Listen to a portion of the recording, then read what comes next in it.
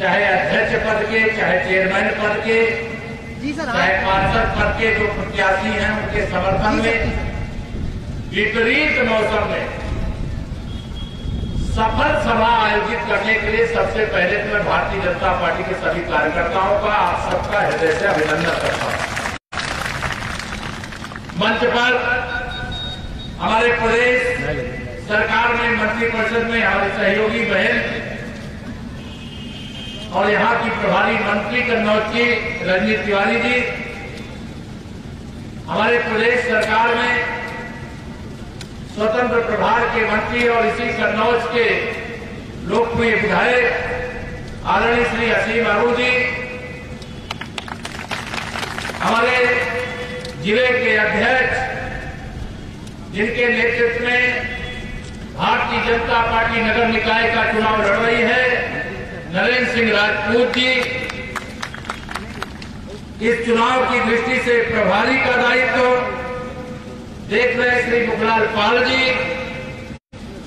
हमारी बड़ी बहन की तरह पूर्व मंत्री और विधायक शिवरामऊ अर्चना पांडे जी, हमारे वरिष्ठ विधायक और जुझारू विधायक कहिए गिरवा आदरणीय कैलाश सिंह राजपूत जी, जिले की प्रथम नागरिक और जिला पंचायत की सम्मानित अध्यक्ष श्रीमती प्रिया साक्य जी, क्षेत्रीय उपाध्यक्ष आनंद कुमार सिंह जी, पूर्व जिला अध्यक्ष श्री केशवदास टंडन जी, और जो नगर पालिका परिषद कन्नौज से जिन्हें आज सबको दिन रात परिश्रम करके कमल के फूल को खिला करके जैसे देश में माननीय नरेंद्र मोदी जी के नेतृत्व में सरकार बनाई प्रचंड बहुमत की, उत्तर प्रदेश में सरकार बनाई योगी जी के नेतृत्व में प्रचंड बहुमत की,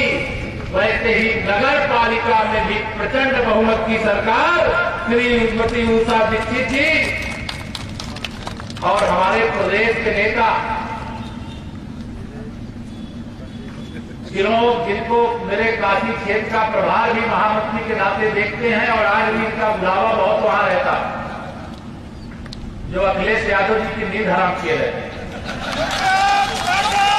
समझ गए क्या? समझ गए क्या? श्री सुब्रत पाठक जी हमारी नगर पालिका की प्रत्याशी के रूप में उषा दीक्षित जी, जिनका अभी परिचय हो चुका है, हमारी नगर पालिका परिषद छिबरामऊ श्री मनोज दुबे जी, आप सब लोग ताली बजाकर आशीर्वाद करिए। नगर पालिका परिषद गुरसहायगंज से श्रीमती मुन्नी गुप्ता जी, नगर पंचायत तिरवा श्रीमती मिताली जी, नगर पंचायत सौरी श्री संजय चतुर्वेदी जी, नगर पंचायत तालग्राम श्रीमती अरुणा कुमारी साक्य जी, नगर पंचायत सिकंदरपुर श्रीमती उर्वशी दुबे जी, जिला संयोजक और जिला महामंत्री रामवीर कठेरिया जी, हमारे जिला महामंत्रीगण हरिवंश सिंह जी, शैलेंद्र द्विवेदी जी, सौरभ कटियार जी, नगर पालिका के संयोजक अनिल पाठक जी यहाँ कन्नौज के, और प्रभारी शिव महेश दुबे जी, मुझे अभी इटावा में मिले थे, आज मैं इटावा भी गया था, आज वहां व्यस्त थे, मुझसे पूछे, मैंने कहा कोई बात नहीं, आप इटावा में हराइए, कन्नौज वाले कन्नौज में साइकिल को इस बार पंचर नहीं करेंगे, बल्कि उसकी टायर और ट्यूब सब निकाल लेंगे। और यहाँ सभी हमारे सम्मानित जो प्रभारी और जिम्मेदारी के रूप में काम देख रहे संयोजक के रूप में रामानंद वर्मा जी, देवेंद्र गुप्ता जी, सुशील कटियार जी, श्यामू राजपूत जी, उदय नारायण त्रिपाठी जी, पंकज राजपूत जी, योगेंद्र भदौरिया जी, सुनील गुप्ता जी, रमेंद्र त्रिपाठी जी, जीतू प्रजापति जी, राजीव सिंह कुच्ची जी, आलोक दीक्षित जी, विपिन दीक्षित जी, धर्मेंद्र वर्मा जी, ओमकार साक्य और संचालन कर रहे हमारे अवधेश राठौर, यहां पर उपस्थित मेरे बड़े बुजुर्ग, मेरी माताओं बहनों, मेरे जवानों, सब काले बाल वाले दिखाई दे रहे हैं। और जिस ओर जवानी चलती है उस ओर जमाना चलता है। मेरे पत्रकार मित्रों, मंच पर और किसी का नाम नहीं लिया, मेरे बूथ से लेकर के जिला से लेकर के क्षेत्र से लेकर के प्रदेश तक के वर्तमान, निवर्तमान और भविष्य में बनने वाले पार्टी के नेतृत्वकर्ताओं को मैं सादर प्रणाम और जय श्री राम करता हूं। और आप सब को संबोधित करने से पहले भारतीय जनता पार्टी के लिए अपना पूरा जीवन समर्पित करने वाले स्वर्गीय बनवारी लाल दोहरे जी को मैं अपनी विनम्र श्रद्धांजलि भी अर्पित करता हूं। मेरे भाई बहनों,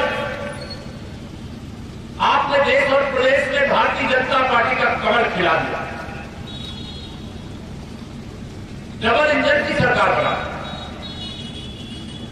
अब ट्रिपल इंजन की सरकार बनाने के लिए 11 मई याद है ना, कब है मतदान? 11 मई को कमल के फूल, बाकी सब कुछ जाओ भूल। भारतीय जनता पार्टी ने बहुत सारे कार्यकर्ताओं ने टिकट मांगा था, दिया एक को ही जा सकता था हर नगर निकाय से, हर वार्ड से। और जिन कार्यकर्ताओं ने पार्टी के निर्णय के बाद पार्टी प्रत्याशियों के पक्ष में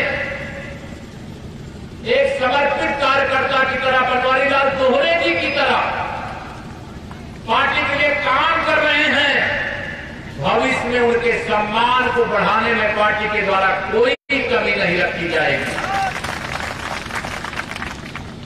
एक और बात मैं कह करके आगे बढ़ूंगा। मेरा पूरा विश्वास है मुझे अपने कार्यकर्ताओं पर, देश के प्रधानमंत्री माननीय नरेंद्र मोदी जी के नेतृत्व वाली सरकार पर, प्रदेश के मुख्यमंत्री आदरणीय योगी आदित्यनाथ जी के नेतृत्व वाली सरकार पर और उत्तर प्रदेश और देश की जनता जनार्दन पर। मुझे लगता है कि अमृत काल है, ये अमृत महोत्सव वर्ष है। आज सबने घर घर तिरंगा लहरा करके आजादी का 75 वर्ष पूरा होने पर अपने देश को स्वतंत्र कराने वाले अपने स्वतंत्रता संग्राम सेनानियों को याद करके ये बताया था कि पूरा हिंदुस्तान जिस स्वप्न को साकार करने के लिए उन्होंने बलिदान दिया, संघर्ष किया, जेल गए, उसके लिए पूरा देश एकजुट है और हर घर में तिरंगा फहरा करके आपने संदेश देने का काम भी किया था। लेकिन मैं आगे जो बताने जा रहा हूं वो विशेष तौर से मेरे युवाओं के लिए बहुत अच्छी खबर। मेरा विश्वास 2023 में मैं खड़ा हूं, लेकिन 2047 में जब आजादी के 100 साल पूरे होंगे तब तक कन्नौज के जैसे इत्र की सुगंध पूरे दुनिया में रहती है, वैसे कमल का फूल उत्तर प्रदेश और पूरे देश में खिला रहेगा, ऐसा मेरा भरोसा है। आपको भी भरोसा है कि नहीं है? दोनों हाथ में है भरोसा कि नहीं है? आप सबका जो भरोसा है, आप सबका जो विश्वास है, वही हमारी ताकत है। मैं आज सभी कार्यकर्ता मित्रों से, जहां पर आपने सांसद बनाया, विधायक बनाया, आपको मंत्री परिषद में भी हिस्सेदारी यहां से मिली हुई है प्रदेश सरकार में। पहले हमारी बहन अर्चना जी की यहां से आसिम जी प्रतिनिधित्व करते हैं। देश की संसद में आपने यहां से चुन करके सुब्रत जी को भेजा हुआ है। डबल इंजन की सरकार चला रहे हैं। मैं ट्रिपल इंजन की सरकार बनाने के लिए, चलाने के लिए आप सभी जितने भी नगर पालिका और नगर पंचायत क्षेत्र के मतदाता हैं, सबसे हाथ जोड़ करके अपील करने के लिए आया हूं, प्रार्थना करने के लिए आया हूं। आप कमल खिलाओ, हम कन्नौज को कमल की तरह खिला देंगे। पूरे कन्नौज जनपद को कमल की तरह खिलाएंगे, पूरे उत्तर प्रदेश को कमल की तरह खिलाएंगे। आज पूरे उत्तर प्रदेश में कमल के फूल की लहर चल रही है। मुझे याद आ रहा है 2022 का विधानसभा चुनाव से पहले ही इनकी बुंदई चालू हो गई। और सपा बसपा कांग्रेस तीनों में अंतर मत समझना मेरे भाई बहनों, क्योंकि सपा हो चाहे बसपा हो चाहे कांग्रेस हो, ये तीनों एक ही थैली के चट्टे बट्टे हैं। भारतीय जनता पार्टी सबका साथ सबका विकास का संकल्प लेकर के बिना भेदभाव के सबकी सेवा कर रही है।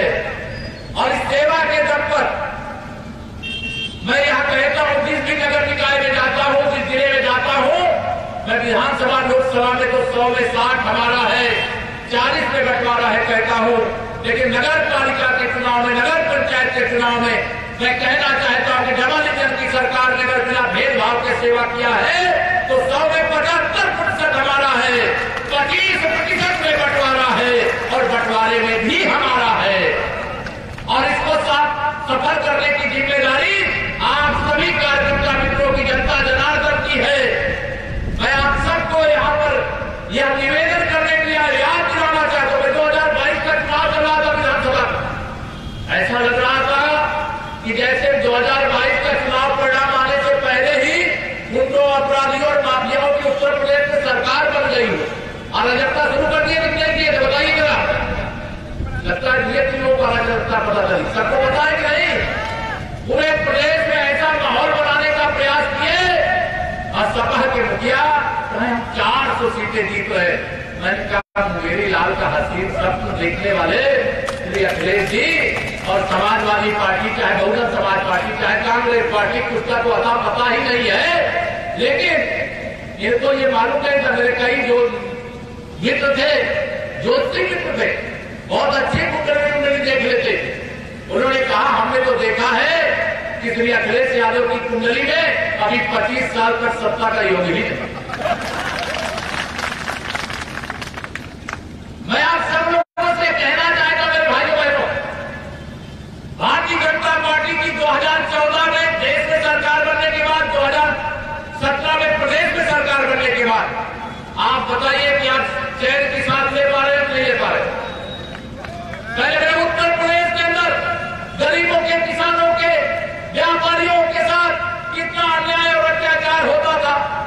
सपा की सरकार के समय जिस गाड़ी में सपा का झंडा, उस गाड़ी में बैठा गुंडा, यही रहता था क्या और कुछ रहता था? लेकिन भारतीय जनता पार्टी की सरकार में गुंडे या तो जेल चले गए या तो उत्तर प्रदेश छोड़ करके चले गए। हम लोग विकास का वादा किए थे, विकास कर रहे हैं। ये मुख्यमंत्री जी के, कभी समाजवादी पार्टी के मुखिया के रूप में श्री अखिलेश यादव जी का ये क्षेत्र हुआ करता था। जब यहाँ पर भारतीय जनता पार्टी की सरकार बनी, मेरे सभी माननीय विधायक लोग यहाँ पर है, सांसद जी भी हैं, जब यहाँ के प्रस्ताव पर प्रस्ताव आने लगे कि ये सड़क गड़बड़ है, वो सड़क गड़बड़ है, वो सड़क गड़बड़ है, मैंने कहा ये लोग ये क्या थे? ये सब कागज में सड़क गड़बड़ बनाते थे। इनका कोई बूथ का कोई अध्यक्ष रहा होगा तो उसके पास भी 4-4 लग्जरी कारें हो गई है। यानी विकास के नाम पर आने वाला पैसा लूट करके खा जाते थे। लेकिन भारतीय जनता पार्टी ने तय किया है, जिसने भी खाया है उसको, अभी सूरज जी कह रहे थे, प्रधानमंत्री जी ने कहा है न खाऊंगा न खाने दूंगा, और जिसने भी खाया है उसे भी वसूल करके उन्हीं के लिए योजना बना करके भेज दूंगा जिनके हिस्से का पैसा इस देश के अंदर 100 रुपया में से 85 रुपया हमारा है।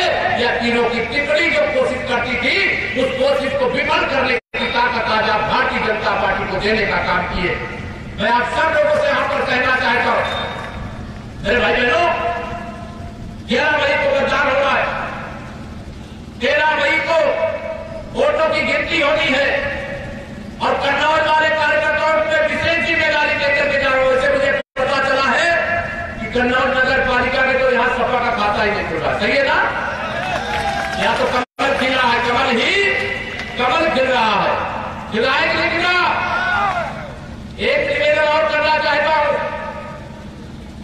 आज तारीख 3 हो गई, अब 11 तारीख को मतदान है, 7 दिन का समय बचा है। सारे प्रत्याशी अगर घर घर जाना चाहे तो जा सकते हैं क्या इतने कम समय? एक सप्ताह का समय अगर खिलाने के लिए, एक पीढ़ी के लिए नहीं, आने वाली 10 पीढ़ी के लिए सुरक्षित उत्तर प्रदेश, विकसित उत्तर प्रदेश बनाने के लिए 2023 के नगर निकाय के चुनाव के माध्यम से 2024 का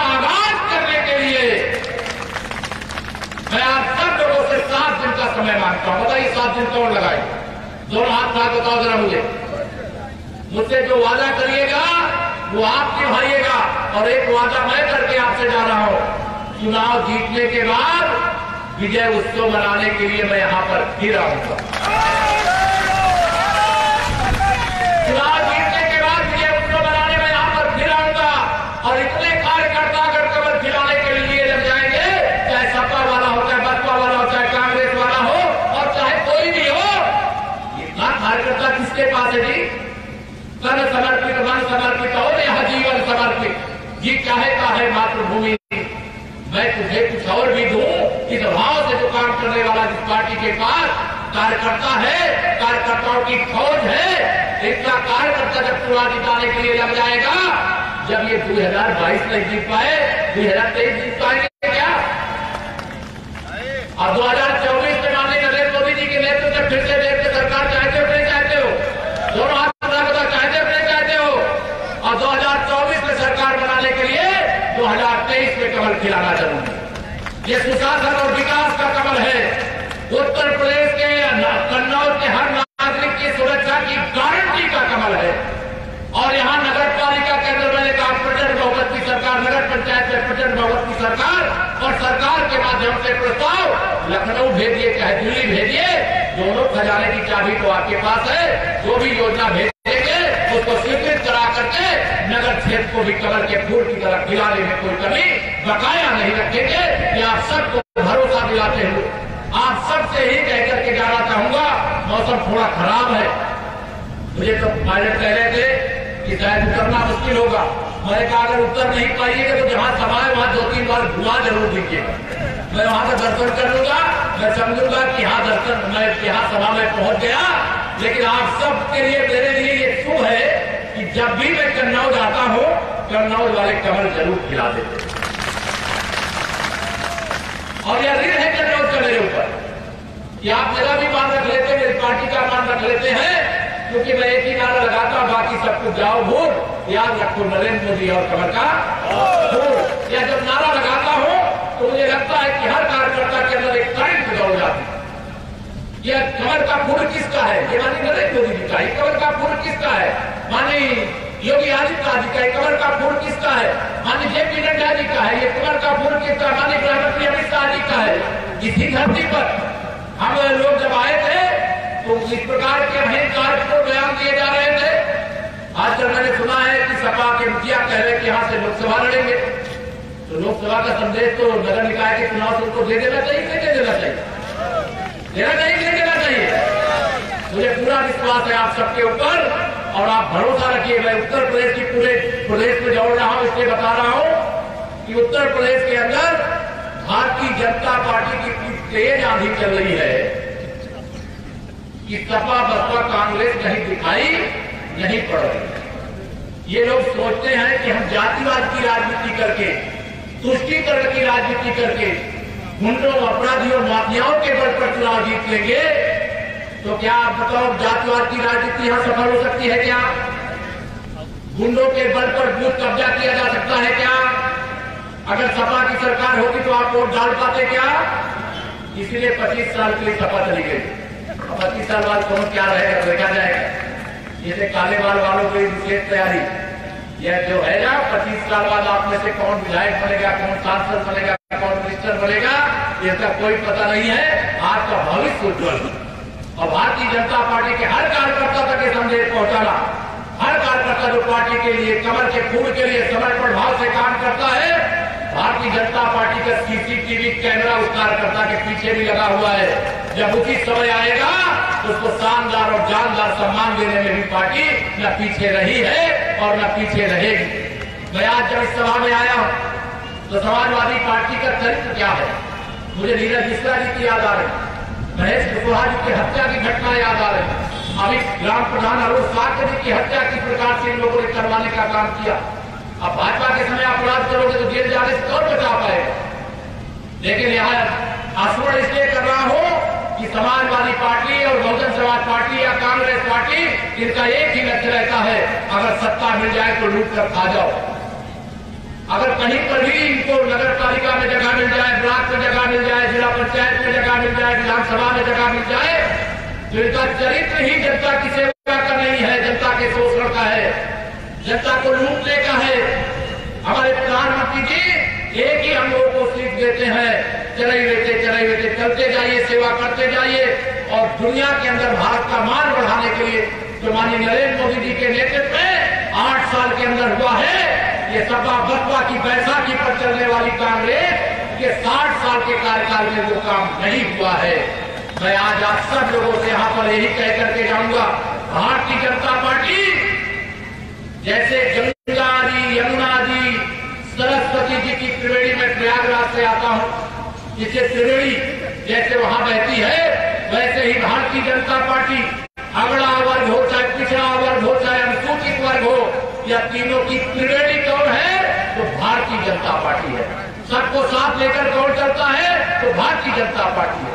गरीब का हक ईमानदारी तक से गरीब तक कौन पहुंचाता है? तो भारतीय जनता पार्टी पहुंचाती है। बिना भेदभाव के हर घर नल से जल कौन पहुंचाता है? तो भारतीय जनता पार्टी पहुंचाती है। जो हमारा गरीब है कोई भूखा न रह जाए, प्रधानमंत्री गरीब कल्याण अन्न योजना के माध्यम से 3 साल से अधिक समय तक फ्री में राशन कौन दे रहा है? तो डबल इंजन की सरकार आपको देने का काम कर रही है। अगर हम सब अच्छा काम कर रहे, गरीब के पास घर नहीं है तो उसे प्रधानमंत्री आवास दे रहे, जिससे हमारे गरीब के पास भोजन की व्यवस्था नहीं। 15 करोड़ उत्तर प्रदेश के, 80 करोड़ देश के लोगों, 50 करोड़ पूरे हिंदुस्तान में ऐसे गरीब लोग हैं जिनको 5 लाख रुपया तक का इलाज कराने की एक आयुष्मान भारत कार्ड देने का काम किया गया।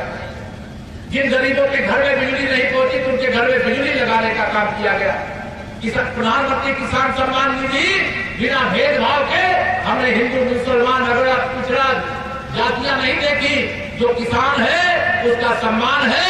और प्रधानमंत्री जी दिल्ली से बटन दबाते हैं, उसमें से 85% कमीशन आने वाली सपा बसपा कांग्रेस नहीं है। 2000 रुपए दिल्ली से मोदी जी भेजते हैं, बताइए सीधा 2000 पहुंचता है कि नहीं? जो किसानों में बताओ पहुंचता है कि नहीं पहुंचता है? और इन लोगों ने क्या तय किया था कि हम 1 रुपया दिल्ली से भेजते हैं और केवल 15 पैसा पहुंच पाता है, 85 पैसा कहाँ जाता था? मेरे गरीबों को लूटने वाले, किसानों को लूटने वाले, नौजवानों के भविष्य से खिलवाड़ करने वालों, अब देश जाग गया है, प्रदेश जाग गया है, नौजवान जाग गया है, किसान जाग गया है, मजदूर जाग गया है, मेरी माताएं बहनें जाग गई हैं। उनको मालूम है कि ईमानदारी से हमारी सेवा कौन करता है। माननीय मोदी जी ने जब से आपने आशीर्वाद देकर के देश की बात वोट सौंपी है, तब से 27 लाख करोड़ रुपया डीबीटी के माध्यम से अलग अलग योजनाओं में लोगों के खाते में भेजने का काम कर चुके हैं। इस तरह के अगर 100 मैदान आप तैयार करें तो ऐसे 100 मैदान में लूटे न समाये 27 लाख करोड़ रुपया इतना पैसा होता है। तो मेरे देश के उन लोगों को जो जरूरतमंद है उन तक पहुंचाने का काम किया है। यह सपा बसपा कांग्रेस वाले गरीबों की खुशी बर्दाश्त नहीं कर पाते, किसानों की खुशी बर्दाश्त नहीं कर पाते। ये चाहते हैं कि दुखी रहे, ये पीड़ित रहे, इनको सताया जाता रहे, ये भूखे रहे। लेकिन भारतीय जनता पार्टी के चाय बेचने वाले का अगर बेटा देश का प्रधानमंत्री है, गरीबी का दर्द जानता है, तो गरीबों को डर में रहने देगा क्या? अगर आप रात में मेहनत करके कन्नौज का इतना बना करके आप कोई और कारोबार करके 2 पैसा कमाते हैं, कोई गुंडा आवे और आपके कनपट्टी पे तमंचा लगावे, कहे कि जो आपने कमाया है उसमें से इतना हमको दे दो, तो कलेजा फट जाता है। लोग उत्तर प्रदेश छोड़ करके जा रहे थे, लेकिन आज उत्तर प्रदेश में 35 लाख करोड़ का निवेश लेकर के आ रहे हैं। ये भारतीय जनता पार्टी की सरकार का कमाल है। मेरे भाइयों बहनों, लंबी बात न करके आने वाली 11 तारीख को वोट दीजिए, वोट दिलवाइए, कमल खिलाइए और 13 तारीख को पूरे यूपी से एक खबर मिलेगी आपको। वह खबर होगी 13 मई सपा बसपा कांग्रेस गई। समझ गए ना मैंने क्या कहा? 13 मई सपा बसपा कांग्रेस गई, यूपी से गई। 23 का चुनाव, 24 का आगाज है मेरे मित्रों। इसे कोई कमी मत छोड़ना, मतदान में भारी मतदान भी करना। कोई आपको वोट डालने से रोक सकता है क्या?